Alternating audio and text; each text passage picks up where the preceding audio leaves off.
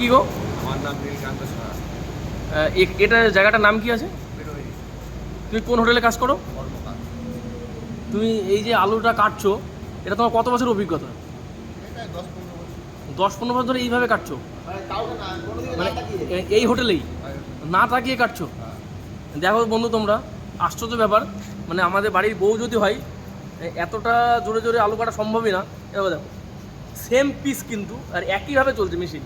আর মেশিনটাও বলা ভুল হবে, মানে মাইক্রো সেকেন্ডে দাদা কাটছে। আর বডিটা ভীষণ খারাপ। হ্যাঁ, বটিটা দেখো, তোমাদেরকে দেখাই। এ দেখো বটি, মানে মাছ কাটা বটির থেকেও ধার প্রচণ্ড। আর হ্যাঁ, হ্যাঁ দাদা, অবশ্যই এটা আমাদের বলা উচিত। আপনি সাবধানে থাকবেন এবং আপনার জন্য ফ্যামিলিটা চলে। আপনার মুখের দিকে তাকিয়েই বাড়ির লোক সবাই তাকিয়ে থাকে যে আপনি কখন যাবেন। দেখ, অসংখ্য ধন্যবাদ দাদা আপনাকে। আপনি সারা জীবন মানুষের পাশে সেবা করুন, আমরা চাই। যাই হোক, আজকে আসি, আপনি কাজ করুন তাহলে।